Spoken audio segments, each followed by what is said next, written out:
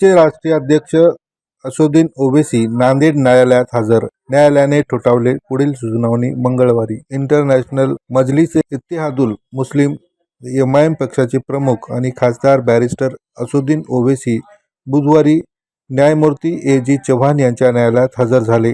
2010 सालच्या महानगरपालिका निवडणुकादरम्यान परवाना न घेता काढलेले सभा आणि रॅली प्रकरणी त्यांच्यावर व अन्य 7 जणांविरुद्ध गुन्हा दाखल केला होता. या प्रकरणात आज चार्ज फ्रेम करण्यासाठी कोर्टात हजेरी लावली. न्यायालयाने वॉरंट रद्द करण्यास ₹200 दंड लावून चार्ज फ्रेम केले. 2010 मध्ये झालेल्या महानगरपालिका निवडणुकीत ओवैसी व त्यांच्या सहकाऱ्यांनी इतवारा पोलीस ठाण्याच्या कार्यक्षेत्रात परवानगी न घेता सभा व रॅलीचे आयोजन केल्याचा आरोप आहे. त्यामुळे त्यांच्यावर विविध कलमांन्वये गुन्हा दाखल करण्यात आला होता. या प्रकरणात 12 जुलै 2023 रोजी ओवैसी व अन्य आरोपींनी कोर्टात हजेरी लावून जामिनावर सुटका घेतली होती. बुधवारी 16 जुलै रोजी या गुन्ह्यातील चार्ज फ्रेम प्रक्रियेसाठी ते पुन्हा कोर्टात हजर झाले. सुनावणी दरम्यान काही प्रक्रिया पूर्ण झाल्यानंतर न्यायालयात पुढील सुनावणी 22 जुलै रोजी ठोठावली आहे. नीतीश रानी जी ने हिंदी मराठी जबान के ऊपर विवाद चल रहा है, इस बारे में क्या बोलेंगे? वो अभी एक नया बयान दिया है कि नमाज भी जो है मराठी में अदा की जाए. उनके अगर पुराने ट्वीट आप निकाल के देखेंगे तो तबलीगी जमात के इज्तिमा जो हो रहे थे उसका वेलकम कर रहे थे. वो तो उनका निकाल के देखो आप ऐसा. और इसके अलावा संजय किरड़कर ने जो बयान संजय किरड़कर ने बयान दिया है आज, खुल्लाबाद का जो नाम है रत्नापुर रखना चाहिए, ऐसा कहा है. देखिए, महाराष्ट्र में किसान परेशान है. किसान खुदकशी बंद नहीं हो रही, रोजगार सरकार दे नहीं पा रही है. और वो जो लड़कियों की स्कीम थी, क्या नाम था उसका क्या हो रहा उसका पता नहीं. कुरैश बिरादरी के लोग स्ट्राइक पर हैं क्योंकि गौरक्षक उन पर जुल्म कर रहे हैं और उनकी गाड़ियों को कॉन्फिस्केट किया जा रहा है, उनका लाइसेंस नहीं दिया जा रहा है, स्लॉटर हाउस नहीं खोला जा रहा है. इतना पब्लिक के इश्यूज हैं, उस पर बात ही नहीं कर रहे. ये जो जिम्मेदारियां उनकी है गवर्नेंस से, उससे बचने के लिए ये सब डाइवर्जनरी टैक्टिक्स है. नाम बदलने से लोग भूल जाएंगे क्या? कश्मीर के गवर्नर ने बोला है कि सुरक्षा में चूक हुई थी पहलगाम मामले में, उन्होंने जिम्मेदारी स्वीकारी है. जिम्मेदारी स्वीकारी है तो उनको अपना इस्तीफा देना चाहिए. भाई 26 हमारे भारत के नागरिक को मजहब उनका पूछ कर, क्योंकि उनका ताल्लुक हिंदू धर्म से था, उनको सर पे गोली मारी गई उनके परिवार के सामने. तो अगर उनको इतनी तकलीफ है गवर्नर साहब को, तो अपना रिजाइन करे ना.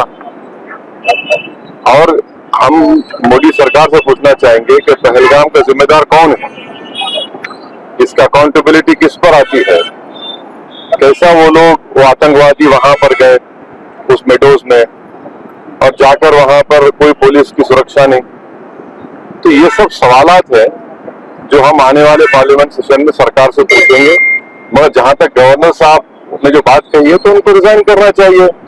भाई 26 लोगों का धर्म पूछकर गोली मारी गई और आप सिर्फ अल्फाज से बोल रहे हैं मैं जिम्मेदार हूं. तो अंग्रेजी में कहावत है talk is cheap, you walk the talk. आप जो बोल रहे करो. फिर अब उनका टेन्योर खत्म हो गया, उनको अभी एक्सटेंशन मिलेगा नहीं मालूम, मगर आप अब बोल रहे हैं.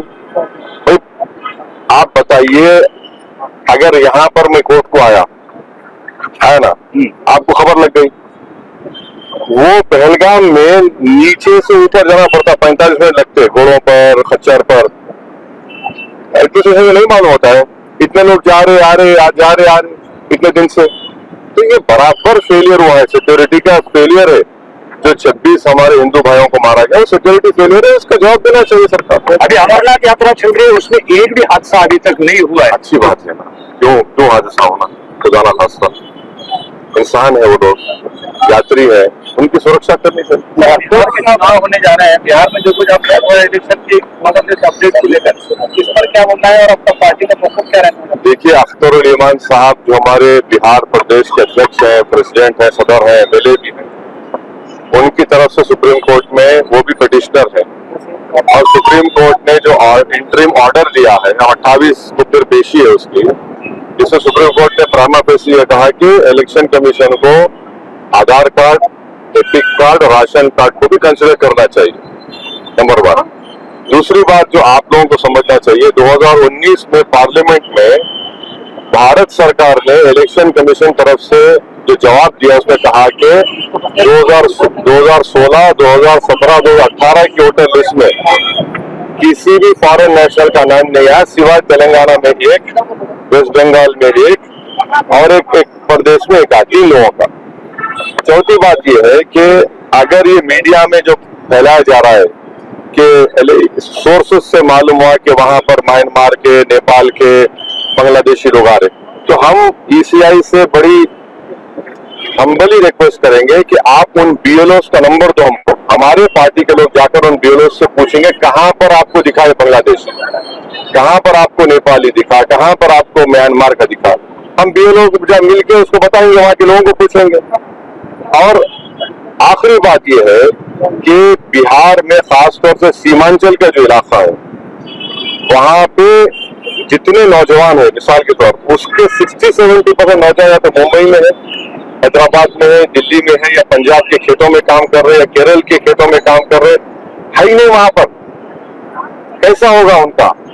और फिर इलेक्शन कमीशन ने बोला कि 2003 वोटर लिस्ट पे जिसका नाम आ गया उनका नाम नहीं आएगा, उनका नाम नहीं आएगा। चलिए, सही बात समझ में आ गई।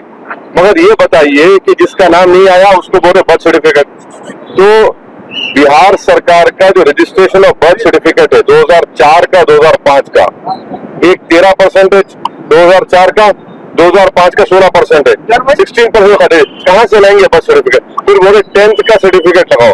कितने लोग 10th पास करते भाई बिहार में? कितने लोगों के पास पासपोर्ट है?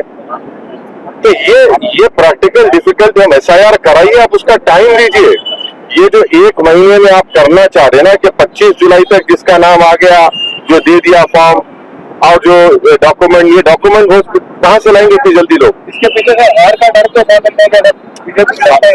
सवाल हार जीत का नहीं है, सवाल ये है कि वोट डालेंगे तो कोई हारेगा कोई जीतेगा ना। वोटर लिस्ट में नाम लिया है तो कौन जीतेगा तो अलग बात है। फिलहाल महाराष्ट्र इसलिए अब प्रॉब्लम ये है कि अब मालूम नहीं हो रहा है कि पूरे भारत में कराया जाएगा। अभी महाराष्ट्र के ऐसे में परसों एक बहस हुई, उसमें बताया गया कि जो मस्जिद या मंदिरों के ऊपर साउंड सिस्टम लगी होती है या जहाँ पे भी साउंड डिसेबिलिटी की जो लिमिट है, उसमें जब एक स्टडी के आधार पर कहा गया है कि उसमें एम्बियंस जो है वो ज्यादा आता है, इसीलिए जो मेन साउंड है उसका साउंड ज्यादा आता है। जो आए दिन एक समुदाय के खिलाफ बोला जाता है, सुनो, अरे सही है, एक सवाल तो सवाल हो गया ना, वो एम्बियंस को खराब नहीं करता। ये कुरैश बहादुरी के लोग भैंस को लेके जा रहे, भैंस प्रोहिबिटेड नहीं है, आप गौरक्षक रोक के मारते हैं, उससे एम्बियंस खराब नहीं होता। लीगली लेकर जा रहे तो बोलते नहीं मोटर व्हीकल एक्ट लगाएंगे, वो नहीं हुआ तो बोलते क्रूएल्टी ऑफ एनिमल लगाएंगे। आप इससे एम्बियंस खराब नहीं हो रहा। आपके प्रायोरिटीज गवर्नेंस के क्या है वो हमको बताओ ना। सिर्फ एक ही समुदाय को आप पीछे पड़ेंगे तो आपको वो प्रायोरिटी है क्या? विकसित भारत आप बोल रहे 2047 उससे ऐसा बनेगा विकसित भारत?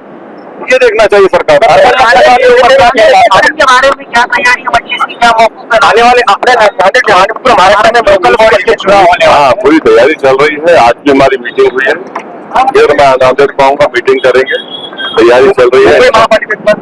वहाँ भी कर रहे, इस बार परमिशन लेंगे फिर रैली और सभा के लिए देखा लोकल बॉडी चुनाव परभनी में सभा हुई, हमारी परमिशन से हुई।